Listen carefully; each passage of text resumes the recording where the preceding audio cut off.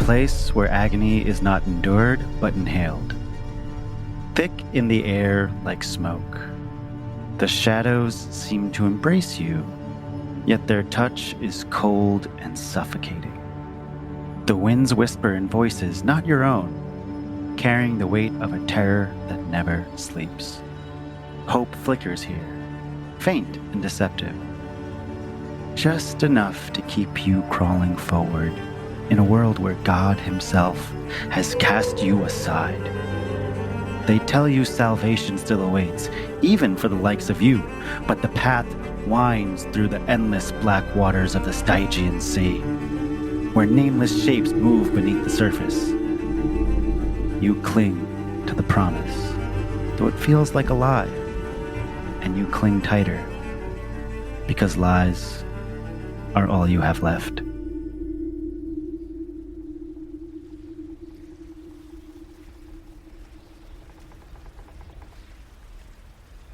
You watch as your captain yells to you from the bows of the ship, "We're late, and I'm stuck with this lot of sailors.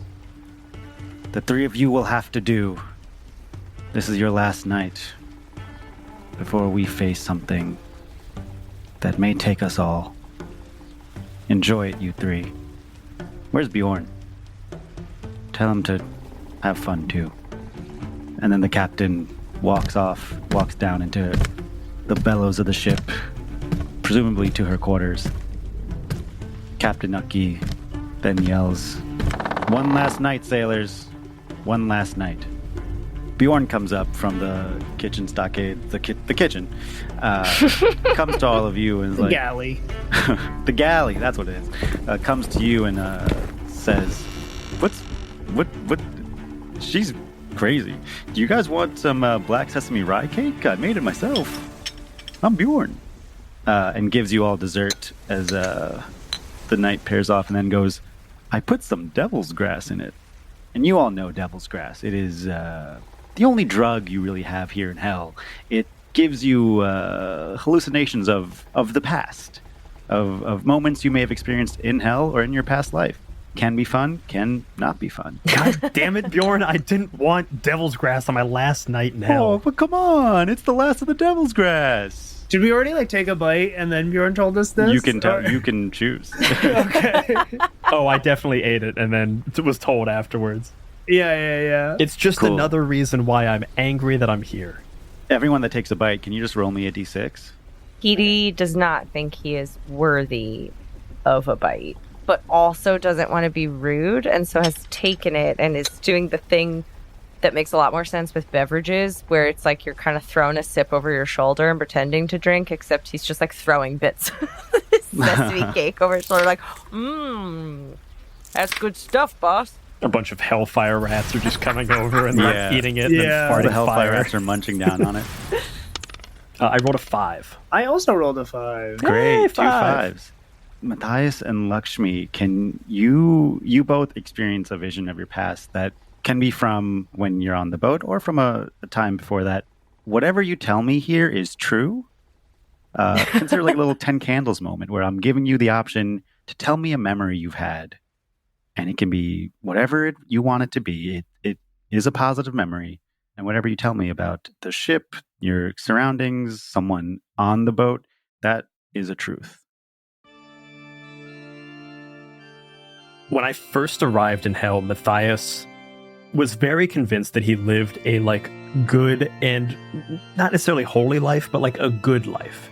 He was a good person, a shoe-in for heaven. And the moment he got here, his first thought was, I do not deserve to be here. And he has spent the entirety of his time in hell collecting scraps of scripture and religious iconography, and has slowly molded himself from just a normal church-going person who clearly didn't live up to the ideals that he thought he did, is physically transforming himself into the visage of a priest. And is reading scraps of scripture that have been burned by hellfire, has a hell pearl rosary wrapped around his arm, and now has the high collar of a priest, has added in I think the white collar aspect of it was torn from the hide of some crazy like hell crab. Yeah, it's a makeshift priest thing. Hell yeah. I think you guys are recognizing like someone. Yeah, I think it feels obvious. This guy is like cracking, trying to recreate something that is a vestige, an idea, a platonic ideal of what a priest is, and I think is lacking the actual ability to be that. Totally.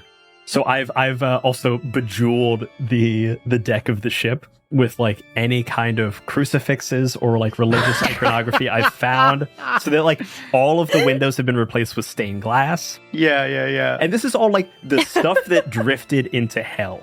I was So just it's could there be like fish bones made into like the shape of a cross? Like things where you're like, that's wrong. That shouldn't It is be. a combination of things that I have made into religious iconography and things that like religious iconography that found its way into hell that has then been blasphemed on by devils. So like the stained glass was like a picture of like, you know, the crucifixion or something, but now there's like, I don't know, a bunch of people gambling and like fucking on this area that just like totally takes the piss out of what is a religious scene. It's the Last Supper, but they're all playing poker.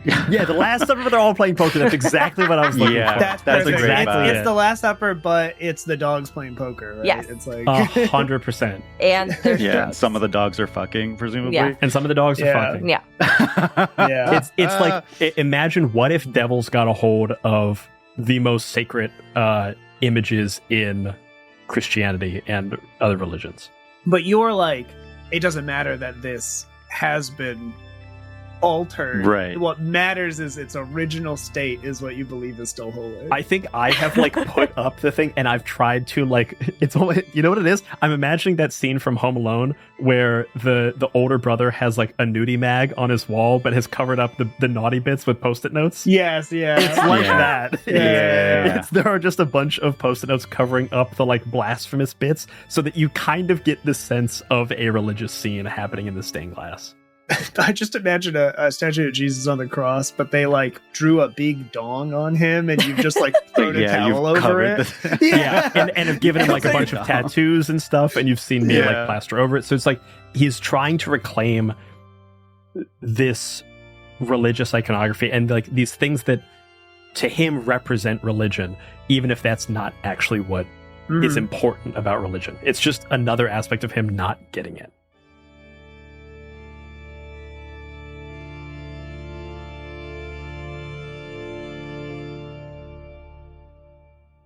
There's one that says like Jesus eats shit and the shit is covered with like a bunch of Jesus fish eats bones. bread. Jesus eats Bread. bread is what it says now. Jesus eats. Matthias has made a bunch of stained glass religious iconography all over the boat. Every window on this boat is like a stained glass window now. Very good. What does Lakshmi see after eating this black sesame rye cake with devil's grass? And give us a little description of Lakshmi. As soon as this was given to her, like immediately, it was immediately stuffed into her face. And she was like, "Oh, great," and then just put it in her mouth, Mhm. like almost ferociously. Was like, "Oh, this is mine now. I'm gonna eat it. Nobody else is gonna be able to have it." Or like anything was even vaguely offered, she took it, put it in her mouth. This is edible. What was that? Black sesame? Yeah, Black sesame, yeah. Yeah. What else was that? That's fine. It's okay. And then like, Ooh. Scarf. Eat now, think later. eat now, think later. Yeah, for free. Yeah, go ahead. I think she sees. Can we be like docked somewhere, or does it have to be like on the ship? Yeah, you can be docked somewhere. You can give me a you're in a location. Set the scene for me. What's Lakshmi wearing? What is she? Yeah, what's she doing? So the thing that she sees is that we're in like, I want to say in like a tavern of sorts, like a den almost. You walk in, it's full of smoke, and there's a bunch of different gaming tables out, and there's a mix of like humans who are being tortured and devils who are torturing and just sitting down. But we're all kind of sitting down around these various card tables and gambling tables and game tables together. And Lakshmi's over there. Lakshmi, she's like an Indian woman, kind of young. I think like mid 20s ish, like pretty young. Sad. Very good. And we see her very good. What? That's sad. Yeah. That's upsetting to think That's about. upsetting. Yeah, no, she died young is the idea. Oh, Lakshmi. And she's got like her hair in like a messy braid, and it's like long and matted and gross, but like it's somewhat kept. And we kind of see her like throw some boots on the table, and I think they're like Doc's. She puts on the table, like Doc Martens, and goes like, "All right, I'll put these up, but I want your hat." And is pointing towards like, I don't know, some Captain Hook looking guy, right? And it's like a big fucking hat with a big old feather in it. She's got like a mismatch of various like outfits on and various clothing on. Is the main draw of her is she keeps like collecting various, just anything that she thinks looks cool is she's wearing all of it at once. And she's got an eye patch on, but there's like 3 different eye patches all kind of Just layered going on top across of her each face. other. Yeah. Like covering the same eye, but she like is clearly like, It feels like the doctor's glasses, where like it's a bunch of lenses, I and was they gonna all say the Yeah. same thing. that's Yeah. exactly they're what all it feels like. different magnifications, except it's eye patches that have like different opacity. I don't know. When she wants to look extra intimidating, she flips down an additional eye patch. Yeah. It's all like different. Yeah, like some of them, like one of them has like a gemstone on it. Another one is like kind of It's the pretty lacy. one. Another one is just like a leather, like solid, like will block everything else Yeah. out. Initials on it that aren't Lakshmi's initials. That aren't Lecture's initials at all. There's just like a Chinese character that she can't read, you know, that nobody knows what it means. And she's like having just a raucous time. Yeah. They're playing Teeth. Yeah. Which is Yeah, which they is a are. hell game. Yeah, they're playing teeth. They're playing Teeth. So It's her favorite upsetting. game. Matthias hates teeth. Every- Hates yeah. teeth. Hates teeth. It's because Lakshmi keeps going, "Hey, Tobias, you got some pretty good teeth in there. You know? You ever think about," and then like pulls out her pliers that she keeps on her at all times, go click, click, you know? No, I'm not. No, I'm keeping the chompers. Okay, these are my luxury bones. Okay, I'm not getting rid of the teeth. I don't know. I'm sure I can get you better teeth. That's the thing about teeth. is that No, you these win are teeth. my teeth. These are teeth made for heaven. Okay, these are teeth momentarily beset in hell that will be Okay. drifting upwards. I don't need hell teeth. Okay. Oh, guy over here thinks he can get up to heaven with all of his original bones. That's fun. That's cute. You know? The second I get up to heaven, I'm ditching all of these clothes. I'm getting some wonderful holy garments, and I'm gonna be living large and being happy. Okay. Hey, if you think you're going to get rid of those clothes, give them to me. Strip down before you get raised up. All right? How's about that? You know what? That is absolutely a deal. When I am ascending into heaven after we eat some hellwhale meat, great. I will strip off and toss everything down, and you can live large down in hell. Okay. Well, I mean, I guess it's probably nicer clothes up in heaven, right? Oh, for sure. Yeah, then keep it. I'll see you up there then. Yeah, sure. Yeah, totally. And then Captain Hook kind of like slams the table and goes, "I'm be making this bet now." Everyone around him's like, "No, Captain, don't do it. She's going to swindle you. Don't do it." As he places the hat on the table. And then Lakshmi goes, "All right, the deal has been set." And then maybe like some weird devil, like imp-looking thing, like collects both of them, or collects some like teeth and then separates some teeth in front of us. And then we roll a collection of teeth, and the teeth are like some human, some not, some weirder Some ones. other. There's like a shark tooth in there. There's a tooth that's like wooden. I think that makes sense. And then like, there's a tooth with an eye in it. You know, there's a tooth that's moving. And we're just rolling all of them. It's crazy that in all of fantasy, I've never seen someone depict a monster that has teeth with eyes in them. Brian, just like, why? That's interesting. I said that like interesting. off the cuff of just like weird teeth, but I didn't think about the tooth with an eye in a mouth. Imagine smile that, like an eyeless creature like Pan's Labyrinth, and then they smile and you see a blink. I hate That's a good monster. I'm never gonna sleep again. That's a good monster. That's a great monster. I hate being in hell. For those wondering, teeth works a lot like Pass the Pigs. So you're just rolling teeth, and depending on the orientation of the teeth, you get points. Which is extra complicated because they're all different shapes. Yeah, it's kind of like rolling different like dice shapes. It's kind of like You're Magic like, the Gathering. Some teeth are better than others. Some teeth are better than others. And human teeth are actually really good. They're like the D6 of teeth. They're the classic. Which is why devils play, and they love pulling teeth out in hell. Great. As you beat Captain Hook. I assume you beat Captain Hook. Oh, there's a happy memory. Yeah, of course. Yeah. I fucking won the best shit in the world. You cut back to you in the present time wearing this dope-ass, huge feathered hat. Yeah. You see Captain Hook in the distance crying on his ship as he no longer has a dope hat. I'm imagining a pirate's hat, but it also has like a sombrero, like things hanging from it, but they're all hooks. Ooh, that's fun. Or like a fringe, you know what I mean? Damn, I love that. I love that.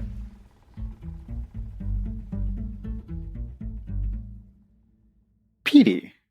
Yeah. You chose to not have any of the dessert with the devil's grass. Petey's too guilty to enjoy treats and drugs. I love that he feels too guilty because this is one of the few moments in hell where consuming the devil's grass does potentially bring on a joyous memory. You chose to not and sit in the feelings of hell, to sit in the guilt and shame and disgust. So why don't you give us a memory from your past when you were alive that illustrates some of that guilt of Petey, and give us a description of Petey while you're at it. Petey has changed a little bit from our session 0. He is still the guilty. He is still a creep from 1970s New York. He's still a little pervy, if we're being honest. But in general, he was a Wall Street guy who just fully was living the lap of luxury, put himself first, ignored his wife. He had kids. He's lucky if he remembered their, ages. He probably knew their names. Fully thought you were going to say names. Yeah, I was like, that fully was ready for you to say names. He knows their names because his son, he insisted, had to be Petey Jr.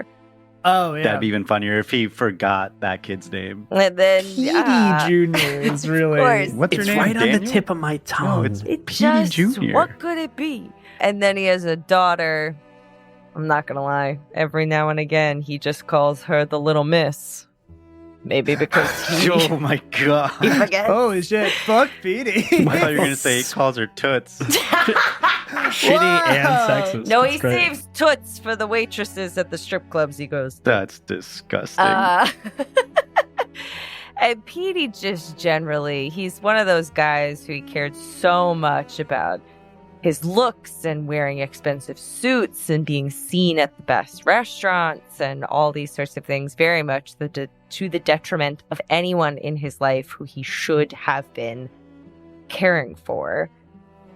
On this occasion, Petey is thinking about the numerous times that he came home very late from work and his wonderful saint of a wife who had waited up and kept dinner warm, and either he had yelled at her because whatever it was, wasn't what he wanted to eat, or it wasn't warm enough, or he'd already eaten and how stupid of her to stay up. Why didn't she just go to bed? Of just without fail, he'd come home No. and be mad about the fact that she had made this delicious meal for him and tried to provide, and feels that Bjorn sharing this food with him, that he very much does not deserve that from another person because of the number of times that he pushed away someone who tried to do the very same for him. Doesn't deserve to share a meal with community. Doesn't deserve it.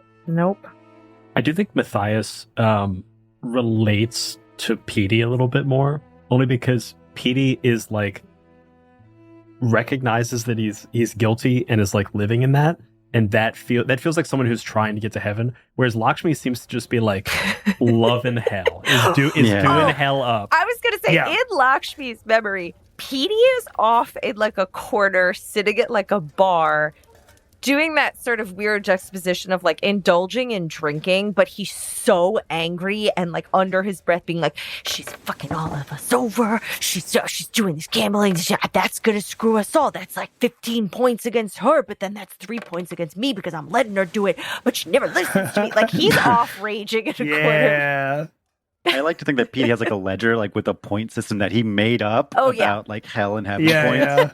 It works just like the stock market, I guarantee. Yeah, it's like a fully market fluctuation type thing that you have, and like it goes up and down every day. You have like people's names and like their stock prices for hell and heaven. I've assigned everybody different stocks and all sorts of things. Right. Yeah, I have a ledger where that's what my book of confessions. Yeah. I'm pretty bullish on Pride this year. And I feel like Petey does. He complains to Matthias about how, like, Lakshmi's going to screw them up, the captain's going to screw them up, Bjorn's going to screw them up. But I think that Matthias, honestly, you think you're better than me also, so you only put up with so much of it. Yeah, I mean, Matthias is better than you. Let's be honest. Most people are. I love, we've created a good, like, Matthias is like, I don't belong here. Petey is like, I do belong here. And Luxury is like, I love it here. Yeah. She's like, I'm going to make the best of my situation. Yeah. Bjorn noticed that you didn't eat the black sesame rye cake. And I think you usually you never eat Bjorn's cooking, and just he like leaves it alone. He just like puts the hand on you and he says, well, Petey, hope you enjoyed the cake, and you're not that bad of a guy. I did murder. What? And just kind of like tries to like comfort you by admitting to his sins. Matthias just in the back like, Jesus, lore drop. Yeah. And then Bjorn just is like, yeah, bubbly person, the half Korean, half Swedish cook wearing a full chef's outfit, kind of looks to all of you and says, I haven't seen the captain like this till we saw a hell whale last time. What happened last time? Well, obviously the hell whale, we were hunting it to try and save ourselves and find salvation, and I was below deck cooking because I wasn't allowed above deck because I wasn't a senior member, so if we caught the whale I wouldn't have been allowed to eat it actually, but that's besides the point. The captain lost something that night. That's when they got that limp that we all know she has. Yeah, we didn't get the hell whale. That was quite upsetting, and captain lost most of the crew that day too.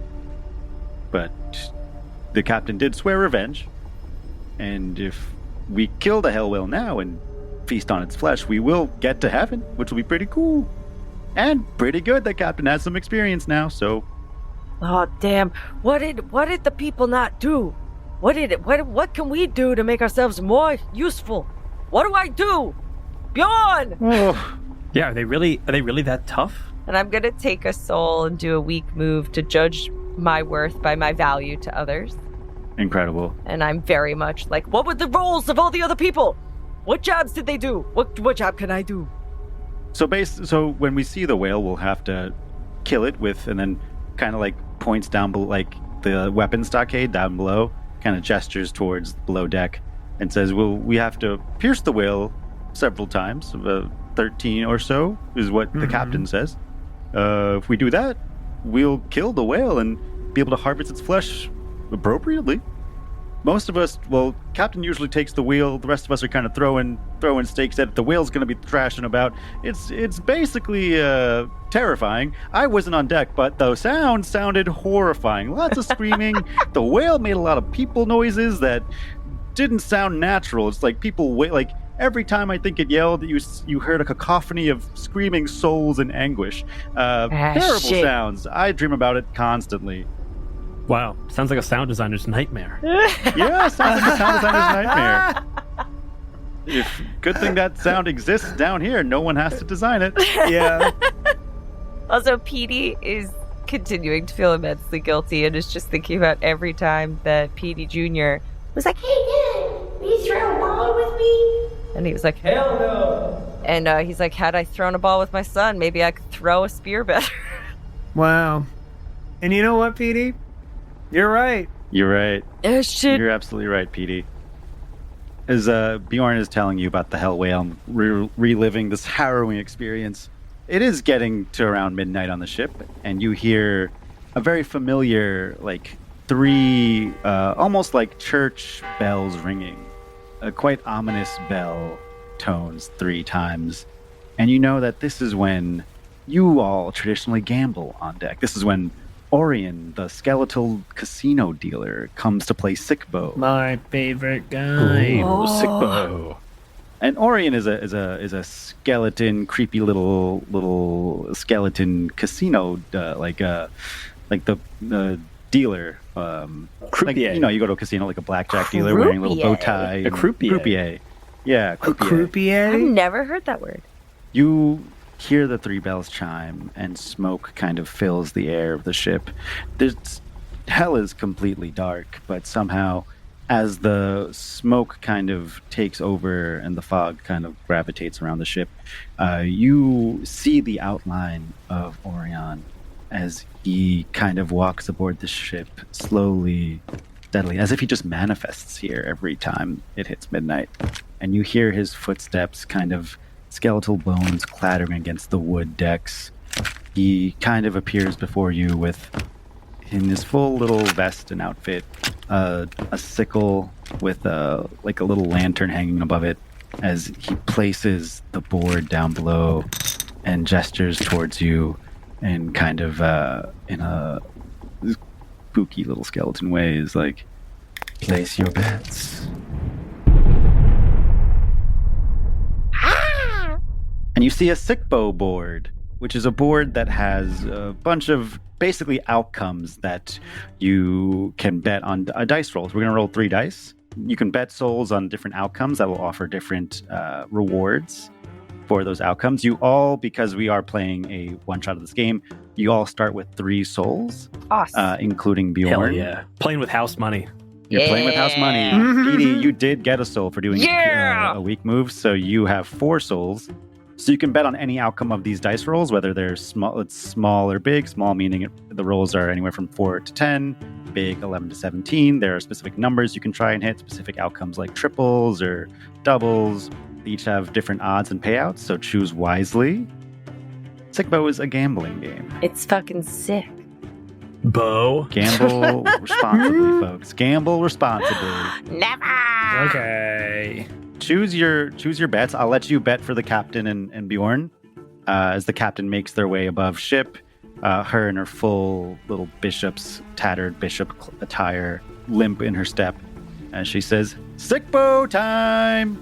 It's the happiest we ever see, Captain. This is the happiest you ever... this is the only time that the captain has, a positive outlook.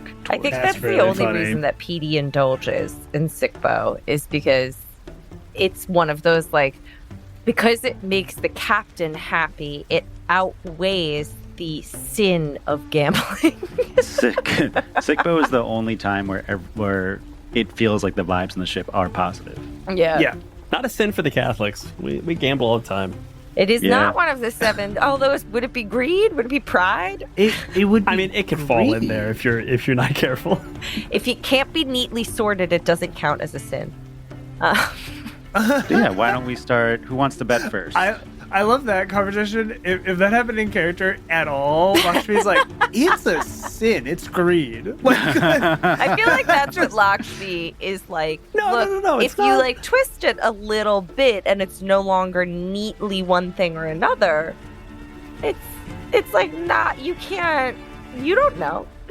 I think Matthias is going to do a weak move and sin as all men do. I think he's been not participating in Sickbo because it is a slippery slope. But he kind of looks at the Sickbo board, sees the captain happy, and goes, "You know what? Last night, I might as well give this thing a try. When in hell. I guess, when in hell." Captain pats you in the back. Attaboy, Matthias. When in hell, do as the sinners do. I'm gonna go ahead and I'm gonna bet 1 on double ones, Snake eyes. 1 on snake eyes. I'm gonna do 1 on 10 and 11, which both pay out 6-1. The double ones pay out 11-1, and then my last soul. Man, I want to do something. I want to do one of the triples just because they pay out so much. That's so crazy. It's so Do dumb. it, No, Matthias. Matthias is gonna save his last soul. No, he would. Oh, okay. Smart, because you Sure. did get that extra soul after doing a weak move. Ugh. Lakshmi almost instantly puts down all 3 of her souls on the same 3 that she always puts down. She goes, 3 souls? We're putting triple 3s, double 3s, single 3. That is such a stupid bet. Whatever. Playing the same Hey. lotto numbers every week. They're gonna the 1 week you don't play them. That's when they hit. That's I am when they hit. so mad at you guys. No. What you don't understand. 3 souls. So, triple Sure, 3s, double whatever. 3s, single 3s. Whatever. Do you not see the vision? I get it. I see the vision. Petey, what are you doing? This is the problem, is that he is not good at gambling. To him, it's the same as like playing the stocks, but the stocks make sense in a way that gambling on the Sigma board does not to him. He's going to go 1 on any triple, 1 on a 2 and a 5, 1 on 16, This is wild. What? 1 on 8. No, that's it. Oh my god.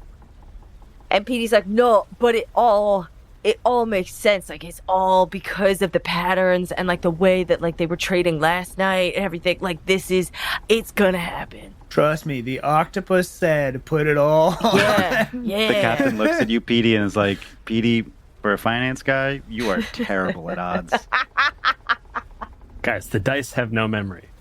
No, they do. It all comes together. You trust me. I got insider trading this time. You guys can each choose 1 for the captain and 1 for Bjorn. Captain on big numbers, Bjorn on small numbers. Okay. Let's do captain on 11. Also, Brian, you know by doing that, you just negate whatever you win, right? No, one of them will win and one of them will lose. Either way, you'll only walk away, whatever. With 1 soul. You asked me how they bet. And then I think Bjorn was put on small. So then Bjorn's going to also then put 1 on 7. But not on 7, but on... is there the one that's the combination of... is? Yeah, I mean, you could do six 3 for one and or 4. Right, okay, yeah. Lucky number 7. All right, I feel like we've gone pretty sensible with the captain, but there is a piece of the captain who's like a go big or go home. I mean, she's feeling a little bit desperate, so I think she always puts... You're so right. She always puts 1 soul on 3 6s. 6s. I love the She's specter betting on that is hell. Elliot She's betting on the Davis. devil. All her other bets are very sensible because she knows she needs some souls, but if she could get that one, it's a guarantee. You bet on 666 out of respect when you're in hell. Exactly. Yes. That's what it is. It's like tipping the dealer. Yeah. And then Bjorn's other soul, I feel like Bjorn also just gonna bet on the 7. You know, whatever. This is what happens when you let people play with house money. I get it. Okay. There's What just do you no want way to us lose. to bet on? Hey, I'm I now kept one. Genuinely, I'm like, what? What are the good odds? We've got a on pretty this? good spread here. We've got We're a gonna pretty win psychotic something. spread here. Somebody Listen, has hey, to win something. Everyone, real quick, think 3s. I Think want you to do this 3s. for me, okay? Think 3. You have 16 total souls bet on the table. Amazing. You will hopefully walk away with more than 16 souls when this is completed. I What a don't damn. think you will, if I'm being honest. But who's think to say? so. Who's to say? Okay, can each of you roll me 1 dice? Think Oh, 3s. man. Think 3s. Think 6s for the captain. Well, hold on. No. Think 5! I rolled a 5. No, Brian! Abby, please. I rolled a 6. It's because you thought 6s! Yeah! 11. You changed it! You had the magic! Lakshmi, what'd you roll? I rolled a 4. So that's 15 total. Nothing. So big. We Okay, keep so wait, one yeah. soul. Okay, so we lost the 16, lost 11, lost 10, lost 8, Oh my god. lost 7, 7. lost Seven. small, We lost 3 and 4. We lost 2 and 5. lost double ones, lost double threes, lost any 3, We lost any triple. lost any triple, lost triple 3. The only thing we won was the captain's bet on a big number, which is 11 through 17. So with 16 souls bet, Oh, we won a total no. of 1 soul. That's not great for us. Guys, gambling pays. Gambling pay. You fucking asshole. So don't we have 2 souls We have 2 souls. two left. souls. as a group? Well, no, I saved one. Matthias has 1 soul. The rest of you have lost your souls for the night. The captain has 2 souls and stands up and goes, "Sailors," and then walks away Oh my god. and like turns to all of you in a little bit of disdain, as is like, "These fucking morons! They can't kill a hell whale." Petey's gonna do a weak move to take a soul to punish himself. He feels bad both that he indulged in the sick bow and that he let the captain down because he's supposed to be good with numbers, but somehow sick bow just isn't like the stocks. He doesn't understand. And so he's just automatically gonna sort of go there's like a rope sort of attached with like a sling on the side of the ship and go off the side to start chipping off barnacles. Except the water's like a little too high, so he has to it's a terrible job. He's punishing himself by trying to do something to help the captain, but it's awful. It's just awful. Matthias also wants to do a weak move, castigate yourself or others for mortal failings. And Matthias is just kind of walking around angry in that way that I feel like I've experienced this anger when you lose a hand in gambling. Of just like, God, stupid. That was so stupid. Why did you do that? That was so dumb. So fucking dumb. You've avoided this the entire time you're here, and you're a day away from heaven, and you go and blow your God, so stupid. And Lakshmi's also gonna do a weak move and blow up some steam by taking what isn't hers. I think. Wait, what happened to the Black Sesame bun that Petey didn't eat? I threw it over my shoulder in pieces, and at least some of it was eaten by Hellwrath. Yeah, there's still a little bit left on the ground. Oh, I'm not gonna do that. I think I have a little bit more dignity, but eating that's not necessarily Eat the taking Hellrat what. scrap. Well, actually, it's not dignity. It's just that's not taking what isn't mine. I feel like that's now free for the taking. It's true. She'll eat those pieces just because they're available, but I think we'll instead sneak down under deck and just go, well, you win some, you lose some, and then I think we'll just start rummaging around in somebody's room.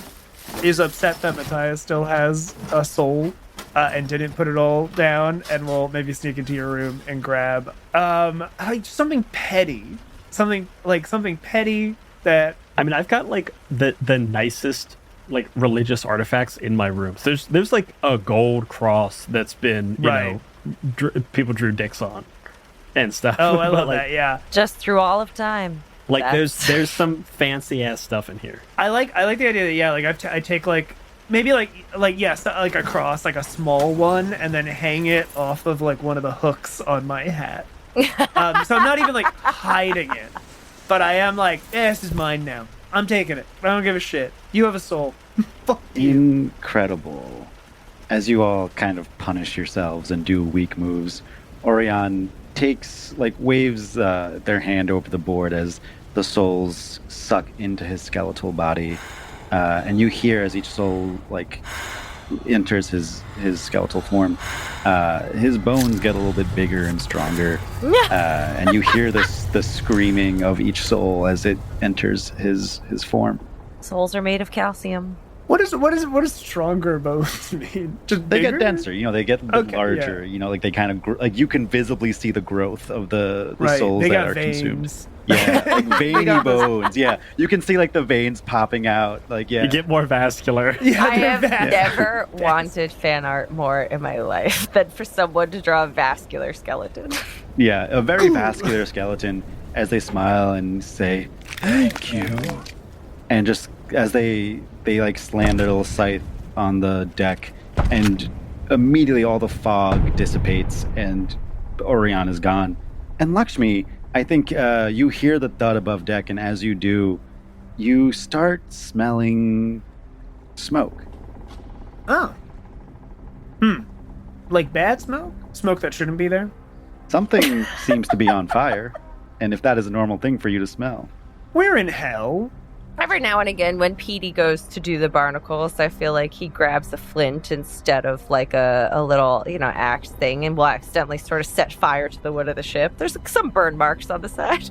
That's cute. That's fun. Yeah, the outside of the ship has tons of scorch marks, but the fire doesn't seem to be coming from the outside of the ship. It feels like it's somewhere on board, below deck. Okay. And I think Matthias and Petey, you start to smell the smoke as well. Lakshmi, what the hell did you do? Nothing. Oh my god. So quick to judge. Well, it's you. Point fingers. It's usually... Is that my cross? You can't prove that. And it's on my hat. So, fuck you, actually. This ship's on fire or something. Maybe Bjorn burnt something. Jesus Christ. Get a bucket. Get a bucket. Whoa, hey, whoa. Why is Bjorn getting... Bjorn, no. Bjorn, no. Bjorn, no. Everybody, focus up. Focus up. I'm going to castigate everyone for their mortal failures and take it on soul. All right, guys, we got to focus. We're not going to worry about theft. We're going to worry about the fucking fire on the ship. Let's go. Everybody grab a bucket. I was going to say, Petey's going to do a weak move and ask how I can make it up to them of he feels bad about losing the souls, and he's going to sort of pretend to be a hero and start like running through trying to find where this is coming from in the ship, but he's like not being helpful, careful or smart about this. He's just sort of desperately running to try to find it, because if he can find it, then maybe he can help. Pocket Bard is a free audio app that helps game masters weave immersive sound into their games. Pocket Bard's design is intuitive and simple to use, but I don't want to just say that. I want to prove it to you here and now, so the rest of this ad you're going to hear is going to be live and uncut while I am actively using the Pocket Bard app. So to start, let's set the scene. Imagine your party has entered a new location, a small town. With just one click, we hear that ambience coming in, but maybe I want to augment the sound of that town a little bit. Maybe the crowd is a bit bigger than what we're hearing here. With just one click, I can add more crowd in. Maybe all of a sudden the skies begin to slightly darken and a rain begins. We can hear that rain start over here. Maybe that rain gets a little bit heavier. Maybe the skies darken even more and we hear thunder and wind whipping around behind us. And all of a sudden, the air drops, the temperature drops, everything feels a little bit more intense as all of a sudden you get to say those 3 magic words as a game master: roll for initiative.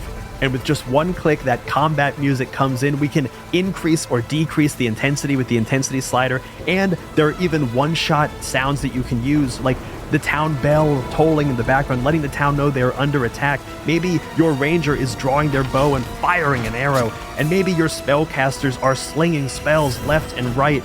The whole time you are doing this with just little clicks on your phone. It is incredibly easy to use and very intuitive. It's something I could actually use in my home game to make my sessions more immersive and exciting. So if you want to learn more about Pocket Bard, you can search for it in the App Store or by visiting pocketbard.app.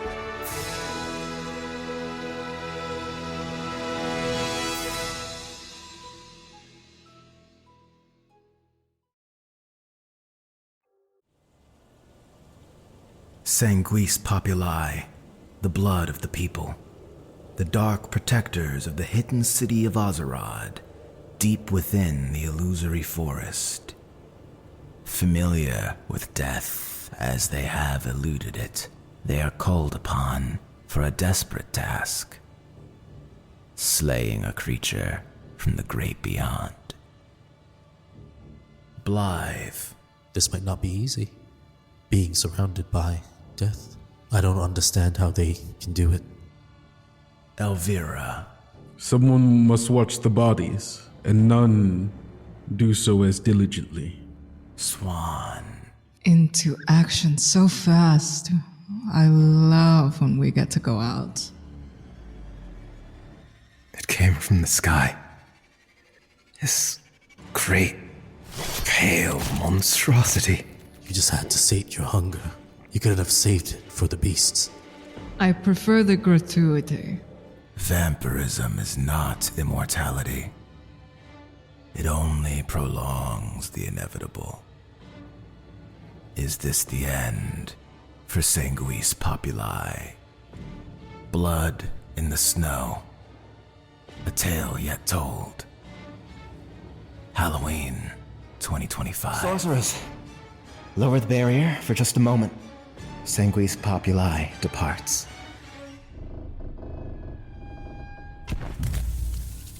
Listen to Tales Yet Told wherever you get your podcasts. Are you going below deck to find it? I think if he could tell it's coming from like below Yeah, totally. deck, or if he saw smoke coming out of like a porthole or something. Yeah, because you're on the side of the ship, right? You've been knocking barnacles out. Yeah, it's coming from a porthole for sure. It's the porthole to the captain's room. Yeah, Uh-oh. shit. The captain's in trouble, everybody! Or she's just smoking, it's hard to tell. It may have gotten There's out a of lot of control. smoke. Smoking's a sin! And he's gonna take off. I'm just going down and banging on the captain's quarters, being like, "Hey, Captain, permission to enter. There's smoke coming out. Are you okay in there?" Yeah, you run down. The smoke is like billowing from the glass doors that you've kind of like. These were like glass office doors, Matthias.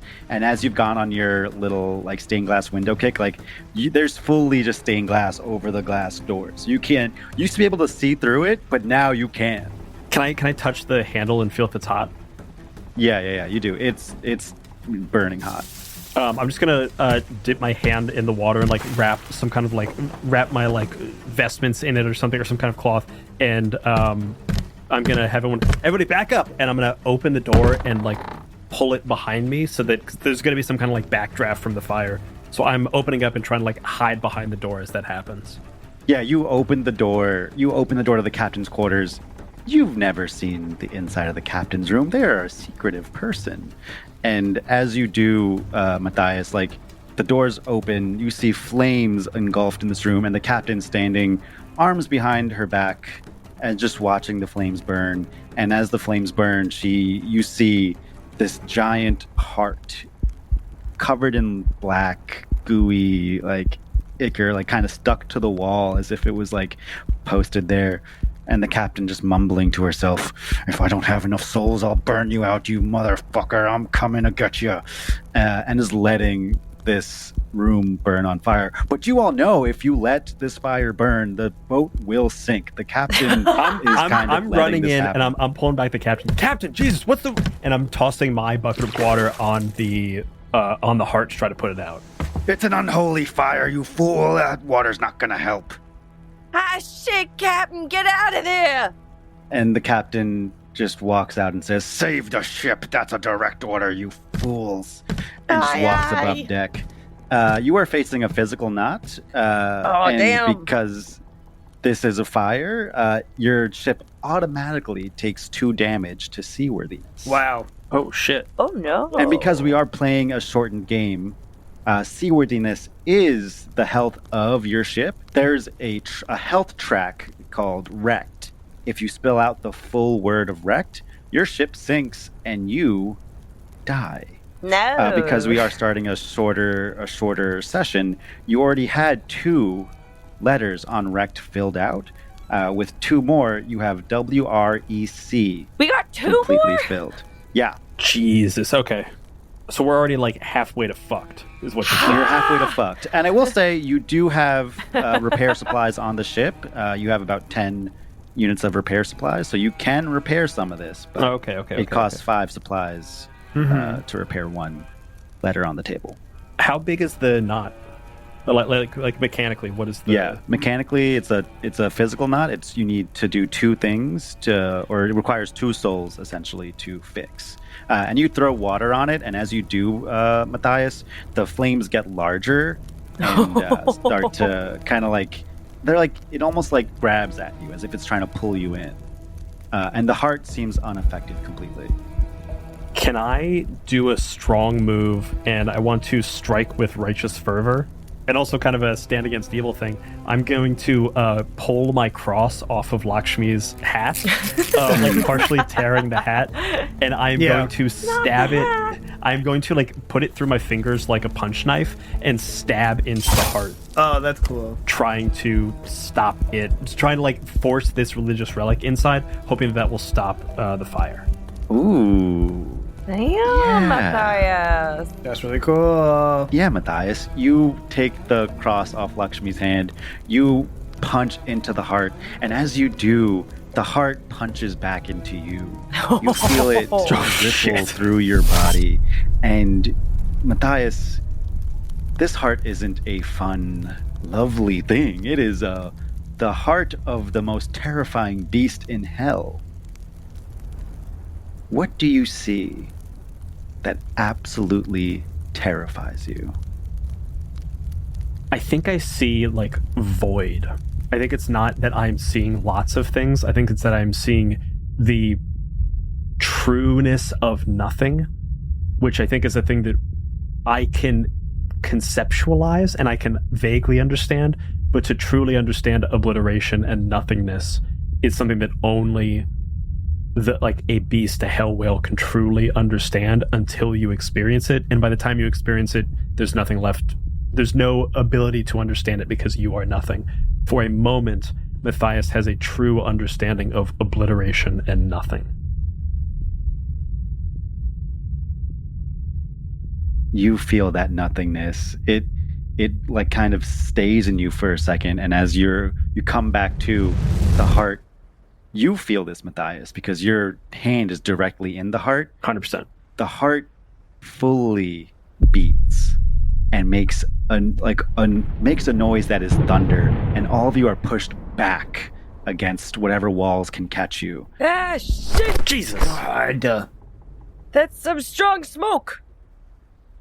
As you punch the Hellwhale's heart, the flames go completely down, and after the heart beats and pushes you all out, and you hit the walls, the flames come right back up. I'm going to make you take a point of damage on the claimed track, which is your collective health track on the table. That's you right, all we have share a group crew health. health pool, essentially. So on the claimed track, if you spell out the word claimed, whoever takes that last piece of damage on that track dies. Fuck. Love a group health track. That's fucking Cool. rad. Big fan. It's funny because I can just add to it, but as long as I'm not the last one. Yeah. You don't want to be the last one. Really, it lets you be petty. As I get buffeted back by this blast and like getting ripped out of the nothingness, I want to do a weak move, and in the state of still living in that absence, that void, I just want to say into the void, there is nothing there for my vocal cords to hit. There's no atoms to vibrate to let this sound be heard. And the words, "Why has he forsaken us?" are never actually uttered into this space, only mouthed. And I gain a token for doing a weak move.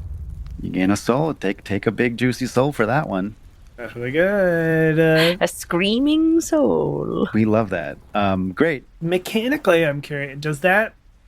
Brian spent a token to tackle this knot. Does that still... Even though like this was a kind of a it didn't solve the problem, is that still a step forward for us? Yeah. Okay. You still move forward one. So when you have a knot, it'll usually have like a number next to the knot. Mm-hmm. This one has 2, meaning you need to do 2 strong moves, essentially. Use 2 souls, Gotcha. or an equivalent of a soul, to complete the knot. Brian took out 1, so it's now just 1 more soul left to complete the knot. Okay. Lakshmi, you got any ideas?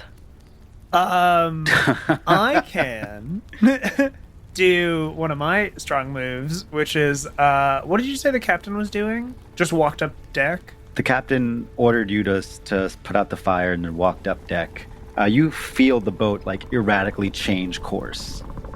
Like it is shifting very, very erratically in a way that if you've all driven the boat at one point, you're like, this is not how you do that. Right, we're pitching hard to one side in a way that like the mast is almost like the tips of it are almost like dipping in the water. You hear or something. the boat like tipping and like the wood cracking and like you hear a few of the stained glass kind of shattering from it. Just by the boat flexing into the wrong position. Yeah. What the hell is she doing? Matthias is fully disassociated right now. Like, I think Yeah. a glimpse into the void, by its lack of anything, also existed for who knows how long. Right. I love that. I love oblivion being something that paralyzes the holy man is very fun. And the fires are starting to now catch onto the roof and like you've like the top of the roof of the captain's room. The ceiling, that's what it is. The ceiling has caught fire and collapses inward into the room. You can now see the darkness of hell above. Ooh, fun. I'm asking what the captain's doing because I want to spend a token for my strong move, which is ask what do we need right now? And I think like seeing that happen, the water not putting out hellfire, the holy relic not doing anything, or like the holy relic it fighting back to that, I want to yell out to the captain, all right, captain, if we can't put this fire out with water, what do we need? It's an unholy fire. You need holy stuff. Oh my god. All right. Don't oh my god me. Don't oh my god me, Lakshmi. Are you kidding me? Well, also, give me my freaking earrings back, you idiot. You know what? After this, you're punished. We have you're punished. we have a problem to do with you're this. punished. No. You're punished. I'm done with you're punished. Lakshmi, I know where we can get some holy stuff. Petey? Captain. Oh, sorry, Petey, you're helping. Never mind. Go ahead. Sorry, I thought you were talking back. Don't cry, Petey. Don't cry. Petey, come on. There's nothing to Petey's cry about. paralyzed with guilt, but does know that there's a whole bunch of holy stuff that maybe has been blasphemed, but still was holy at some point in Matthias's room. Because I've 100% seen Lakshmi stealing from there. Yeah, Lakshmi, you have like a key to Matthias's room. Oh, yeah, I forged it. It's whittled. It's whittled. I think also Lakshmi has like kind of picked Petey's belongings clean, but also you've lost the fun of it because I kind of feel like every time I'm mad about it, but then I'm also like, I don't deserve pants. Yeah. So the fact that you took them. I think I fully wear your pants in front of you on like almost a daily basis. And at first it was fun, and now it's just like, yeah, I think these are just my pants now. Like, you don't think you deserve them? I was just like got upset for a minute, and then it didn't last, and now you're like, well, but that's no fun. Yeah. Lakshmi kind of jumps to action. She grabs various holy trinkets and just puts them in a bucket. And or puts them in like a bucket of water, and then I think like shakes it around. Trying to make holy water. That's how you make holy water. You throw some crosses in a cocktail shaker. Wow, this is. I feel some kind of way about the element of blasphemy of this game. I think I'm gonna have to reckon with some kind of Catholic guilt after this game. Is that not how holy water is made? That's extremely funny. It's so funny. I think, and then oh my god, I love the idea that it's like she's making a cocktail. I will also get a soul for taking what's not mine. Incredible. As I pull out what I think is like anointing oil, is what I assume you have. Sure. What do we? And it's maybe like turned really weird and shit like that, but then I put like a drop of it in there as if it's like I'm putting bitters in the fucking oil. And then I'm gonna everything in that bucket has like like disintegrated. Like it is as if like acid has disintegrated everything. So it's all just like this like green liquid that you've now created. Gotta add an egg white, froth it up. Add an egg white from the. It's foamed at the top. I love that. And yeah, I think I do like a big toss of it. Big, like almost like tossing a wide net of water to hit as much as I can. Totally. You cast this water onto the flames, and it gets on the heart as well because you're just kind of tossing it loosely. The flames once again die down, and you see the heart. This heart is evil. You've made holy water, which does terrible things to demons, to those of the devil. The heart itself, you see the water soaking into the heart. The ichor around it kind of starts to wave, and then the heart it looks like as if it's like imploding on itself a little bit. As if it's like a black hole, kind of. And you hear like a gurgling start to emanate from it before another beat of thunder kind of like erupts from the heart, and the holy water flashes back onto all of your skin, and it burns so much. You feel it singeing your skin as it feels almost like acid. Love that. But the flames have calmed down. You have solved this physical knot, but it has come at the cost of another track on your claim table going down. Okay. Matthias gets kind of lost in the black wholeness of this heart, like it being kind of echoes of that void that he glimpsed. And he gets starts to kind of like dissociate seeing that, and like you see a fear coming over his face. And then as he gets splashed with holy water, like what he recognizes is holy water, and having it burn him. Oh, I needed to know this, yeah. I think this is again him asking, like, why has he forsaken us? Like, to be splashed with holy water as someone who's pious, and to have it burn, confirming the fact that you are not holy in a way that is difficult to avoid. I think you guys just hear the clack of Hell Pearl Rosary beads as Matthias is just ticking along. Our Father who art in heaven, hallowed be thy name. Thy kingdom come, thy will be done on earth as is in heaven. Give us this day our daily bread. And it's just knocking out Our Fathers and Hail Marys. Oh, I love that. Every time you say an Our Father and Hail Mary, your mouth hurts. Oh. You feel the pain of those words. You all also get, well, first off, fire's done. Good job, guys. You all get a soul for listening to the captain's orders, because that's the captain's lore. Yeah. So take a soul for that, you sweet, sweet children. Because each of us has lures. If anyone reaffirms my moral compass, they get to gain a soul. And if you affirm me that something isn't my fault, you get a soul. Right. And then when someone offers me something useful, they gain a soul. Wait, so can I get a soul? Wait, I was Yes, just gonna... correct. For suggesting... Petey, get a soul for that. Yeah. Yeah. Wait, for suggesting what? For suggesting that we raid your room for holy items. Oh, sure. Yeah. But then I was going to say, what do we need to do to do these repairs with some of the supplies? What does that take? You have about 10 pieces of repair gear, like rope, wood. So using 5 of those units will repair one. You also have a med kit and stuff. You can repair either something on the claim track or something on the seaworthiness track.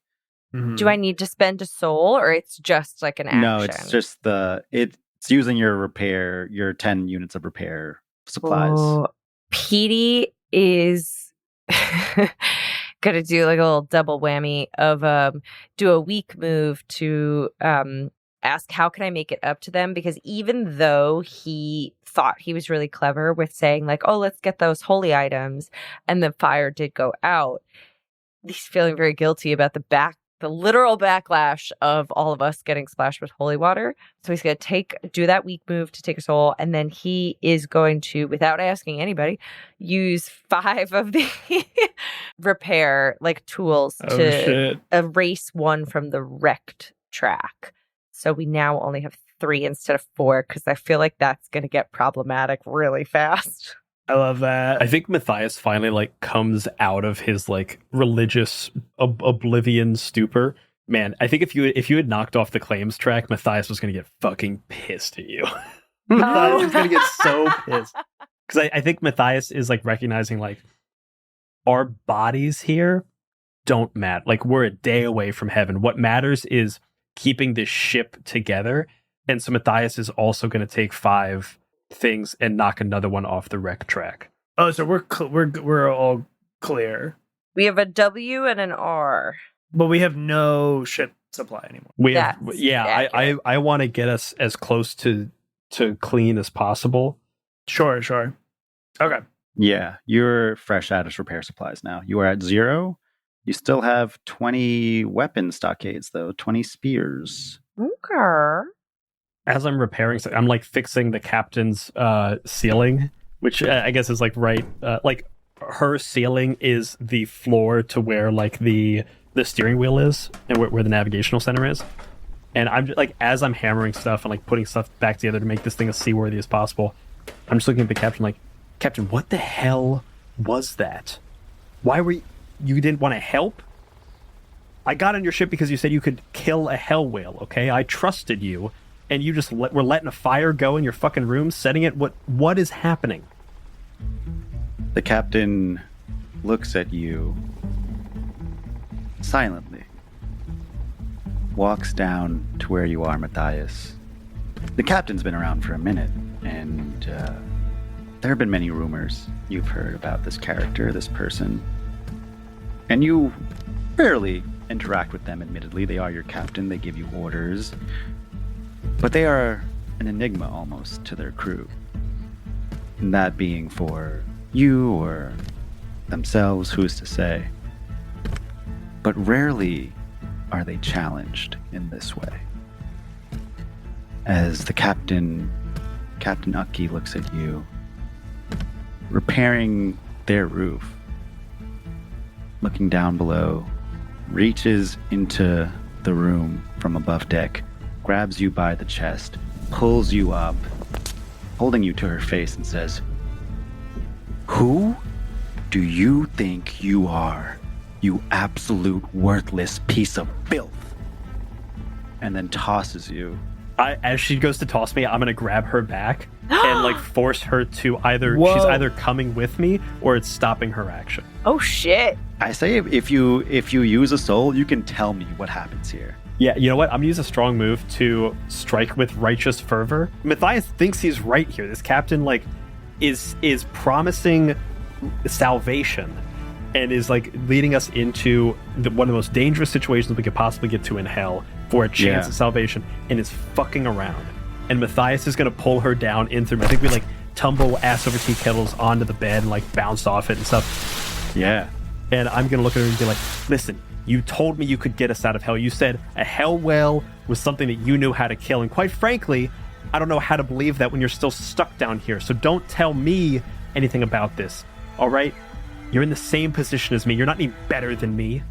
I don't deserve to be here. And I'm thinking that if you haven't gotten out of here yet, then you probably do. But I've hitched my wagon to yours, okay? So we're going to go. We're going to shove a bunch of spears and a bunch of harpoons into this whale, and we're going to have ourselves a little feast, and then I'm getting the hell out of here, and the two of us never have to speak again. But until then, we're going to operate together to get out of here. And you're going to start acting like a fucking captain and not like a lunatic. Look at this guy. The captain starts laughing at you.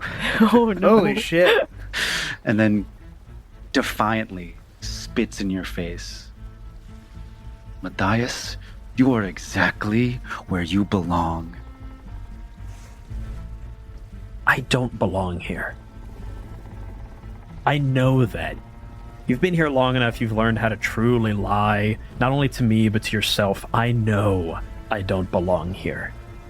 Some kind of cosmic accounting error was made, and I'm getting out of here. I'm taking all the steps. If the thing I have to do is kill a hell whale, then I'm going to do it.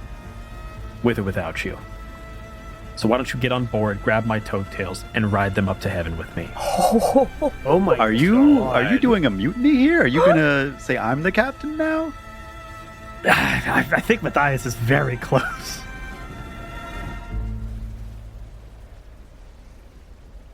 while this is happening, I'm going to do a weak move and try to fix something that isn't yours to fix. And Petey's going to pull himself up through the hole in the ceiling, just clamber over the two of you to go to the wheel of the helm of the ship. The captain, as you're doing this, grabs your leg and pulls you down. Oh, Captain, I thought it... And, pulls you down and says, Petey, Lakshmi? Yeah. Throw Matthias overboard. That's an order. Oh. Shit. Do it now. I'm gonna regret this. I'm gonna ask, what's in it for me? The captain looks at you, Lakshmi, and says, Lakshmi, you'll be obeying the order of your captain. We will find salvation together, and we'll be done with this traitorous wretch who thinks he's better than us. Don't think. No.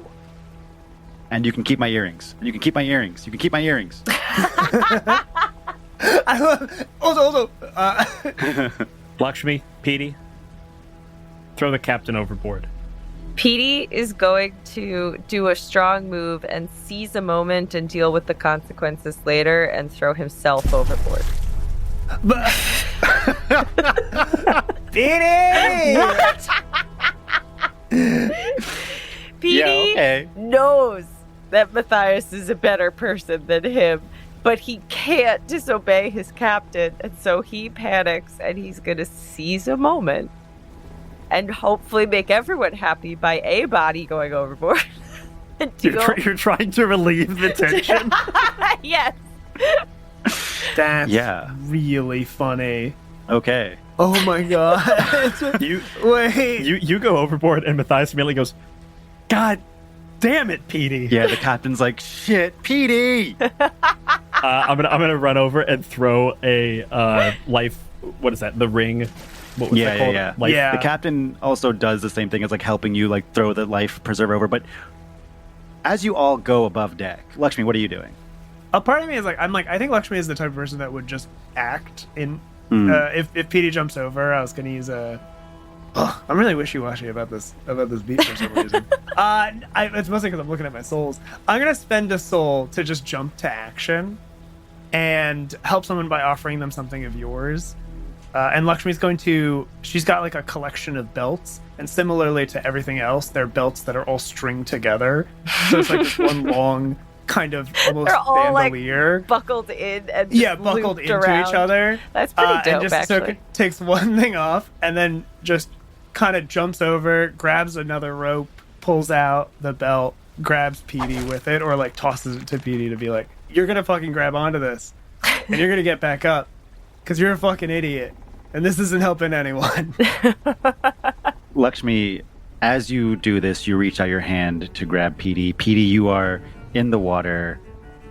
Not many people survive jumping into the Stygian Sea. This is the seas of hell, but it's eerily still. And as Lakshmi reaches their hand out, you hear one thunderous boom, as if a bomb exploded on the ship. You see from the waters wood kind of rise into the air as the heart beats one more time. And the captain, Matthias, looks to you and goes, oh no, we're here. And Matthias, as you look up, you see the skeletal remains of a ship that's been left for what seems like ages. It looks old and dark and decrepit, and you seem to have been docked here for quite some time. You are looking at an old cavernous ship, a skeletal menagerie, if you will. And Petey, as you open your eyes under the water, as clear as day, you see a whale.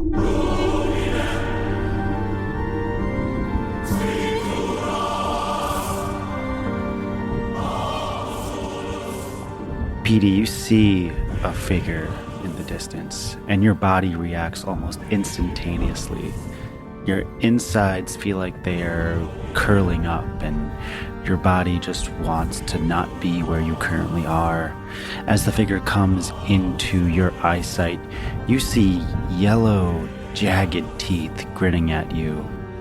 They're not sharp in any way, but they are disgusting and terrifying. These teeth are grinning at you as if it is excited. Its eyes are a deep, dark red. And slowly and steadily, you realize you are staring down a hell whale.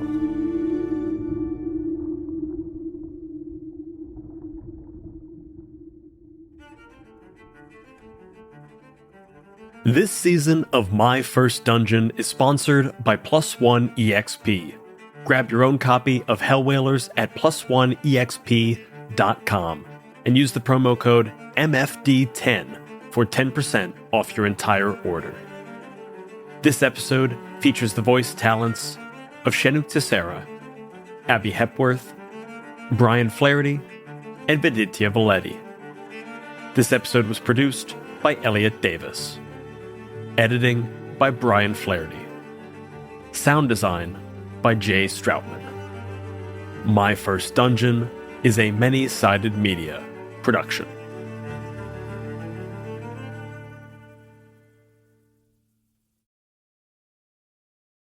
If you're hearing this, that means you have listened to every last second of this episode, and that probably makes you a fan of this show. Well, if you're a fan and you like what we're doing and want to help others find it as well, then consider leaving us a 5-star review over on Spotify or on Apple Podcasts. Getting more ratings really does help more people find the show, and reading your nice words about the things that we put out into the world makes us feel all warm and good inside, and we want more of those good feels. So head on over to your podcast player of choice and leave us a 5-star review. Thanks.